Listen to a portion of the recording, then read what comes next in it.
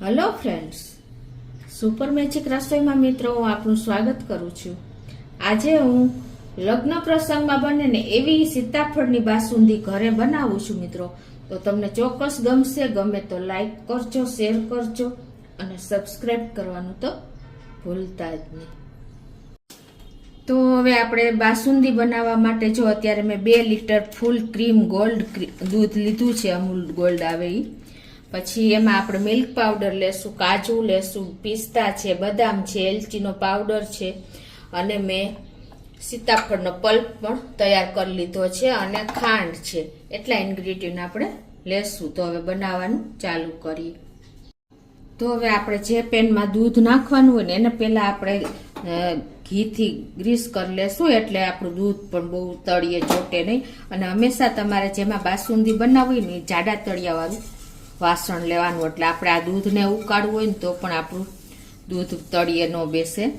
આ રીતે આપણે પહેલા ગ્રીસ ઘીથી કરી લેશું। હવે આપણે જે મેં 2 લીટર દૂધ લીધું છે એ આમાં હું અત્યારે નાખી દઉં છું। આ રીતે ફૂલ ક્રીમ દૂધ છે મિત્રો, ફૂલ ફેટ વાળું। આ દૂધ આપણે પેનમાં નાખી દીધું છે અને આપણે હવે એને આ રીતે કન્ટિન્યુ ચલાવતા રહેશું એક ઉભરો આવે ત્યાં સુધી। આ રીતે આપણે અત્યારે ફૂલ ફ્લેમ ઉપર જ ચલાવી લેશું અને આ એક ઉભરો આવ્યા પછી મિત્રો હું તમને આગળ બતાવું। હવે હું તમને એ પણ જણાવી દઉં કે અત્યારે મેં આ 6 સીતાફળનો પલ્પ લીધેલો છે। મેં આની પહેલા 2 દિવસ પહેલા જ આપણે સીતાફળનો વિડીયો મૂકેલો છે, કઈ રીતે આ બિયા કાઢવા ને સીતાફળનો પલ્પ કેવી રીતે કાઢવો ને એનો વિડીયો મેં શેર કરેલો છે મિત્રો।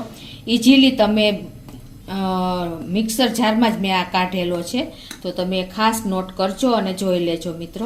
બહુ ઇઝી મેથડ મેં બતાવી છે। હવે આપણે દૂધ ગરમ કરવા મૂક્યું છે ને ત્યાં આપણે એક બાસુંદીમાં નાખવાનો પાવડર પણ તૈયાર કરી લઈએ।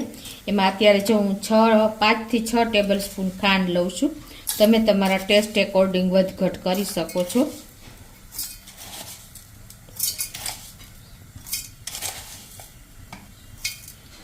અને એમાં અત્યારે હું આ 5 ટેબલ સ્પૂન મેં મિલ્ક પાવડર લીધો છે એ નાખી દેશું।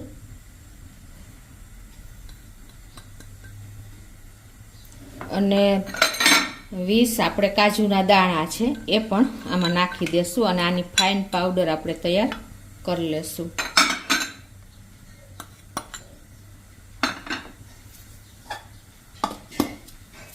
તો આ રીતે જો આપણે ત્રણેય વસ્તુનો પાવડર સરસ કરી લીધો છે। હવે એને આપણે એક બોલમાં નાખી દેશું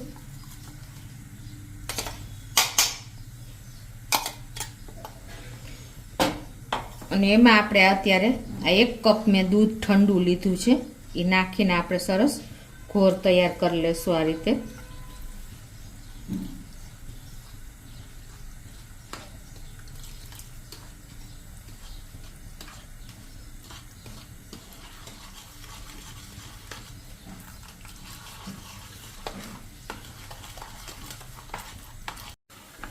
તો આ રીતે જો આપણે સરસ 1 કપ ઠંડા દૂધમાં પાવડર મિક્સ કરી લીધો છે અને આ બાજુ જો આપણે દૂધનો ઉભરો પણ આવવાની તૈયારી છે। આ રીતે આપણે કન્ટિન્યુ ગેસ ઉપર ચલાવતા જ રહ્યા છીએ ચમચો। અને હવે આને આપણે 15 મિનિટ સુધી ઉકાળશું। આ જ રીતે અડધું થઈ જાય ને દૂધ ત્યાં સુધી આપણે આને ઉકાળવાનું છે। આ રીતે જો આપણે એને ફૂલ ફ્લેમ ઉપર ચલાવતા જ રહેવાનું છે, એટલે ઝડપથી આપણે તમારે ઉતાવળ હોય ને તો ફૂલ ફ્લેમ રાખવાની અને આપણે દૂધ અડધું કરવાનું છે। 20 મિનિટ થાય કે 25 મિનિટ થાય, કન્ટિન્યુ આ રીતે આપણે ચલાવતા રહેશું। તો જો આ રીતે આપણે અડધું દૂધ ઉકાળી લીધું છે, અડધું જ રહ્યું છે, તમે જોઈ શકો છો ક્વોન્ટિટી અડધી જ થઈ ગઈ છે। હવે એમાં આપણે અત્યારે જે આ મિક્સ કર્યું ને પાવડર ને કાજુ ને ખાંડ એ આપણે આમાં નાખી દેશું।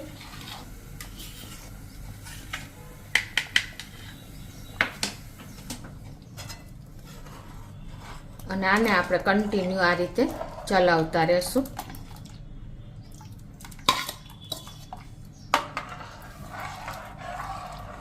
હવે આને હજી આપણે 5 મિનિટ સુધી આ રીતે ચલાવતા ચલાવતા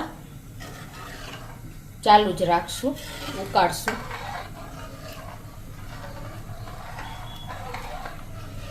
આ રીતે જો આપણે મિલ્ક પાવડર, કાજુ અને ખાંડનો પાવડર દૂધમાં મિક્સ કરીને નાખ્યા પછી આપણે 5 થી 7 મિનિટ આ રીતે ઉકાળ્યું છે અને એકદમ જો આપણી રબડી જેવું દૂધ થઈ ગયું છે.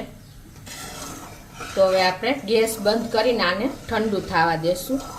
પછી આગળ આપણે સીતાફળનો પલ્પ નાખી દેશું.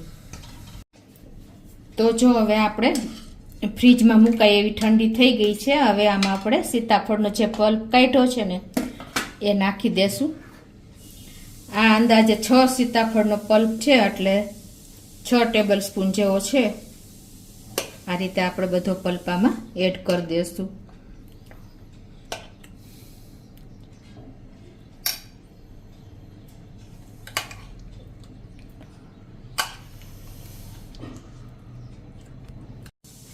તો આ રીતે જો આપણે બધો પલ્પ નાખી દીધો છે અને હવે એને આપણે સરસ મિક્સ કરી લેશું. આ રીતે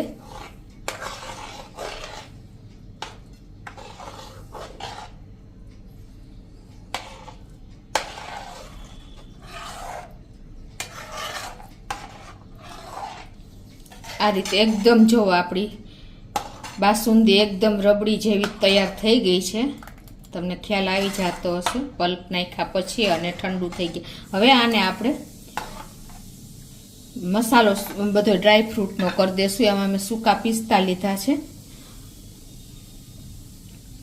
એને આપણે ઉપરથી આ રીતે નાખી દેશું.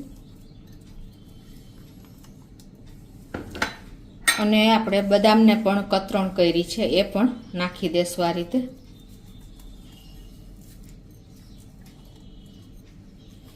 અને આ એલચીનો પાવડર છે એ પણ આપણે નાખી દેશું. અને થોડા એવા આપણે કેસરના તાતણા પણ નાખી દેશું.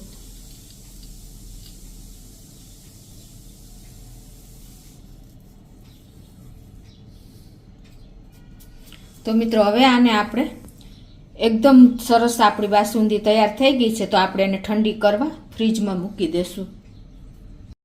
તો મિત્રો જો આને આપણે ફ્રીજમાં મૂકી હતી અને 1 કલાક થઈ ગઈ છે અને એકદમ આપણી બાસુંદી રેડી થઈ ગઈ છે. તમે જોઈ શકો છો ઘાટી રગડા જેવી જો છે ને મિત્રો, એકદમ સરસ. આપણે બહારની બાસુંદી કરતાં આપણે ઘરે બનાવીને બહુ ટેસ્ટી અને એકદમ રબડી જેવી ઘાટી થઈ જાય છે મિત્રો. તો તમે ચોક્કસ એક વખત આ રીતે ટ્રાય કરજો. અને તમને મારો વિડીયો ગમે તો લાઈક કરજો, શેર કરજો અને સબસ્ક્રાઈબ કરવાનું તો ભૂલતા જ નહીં.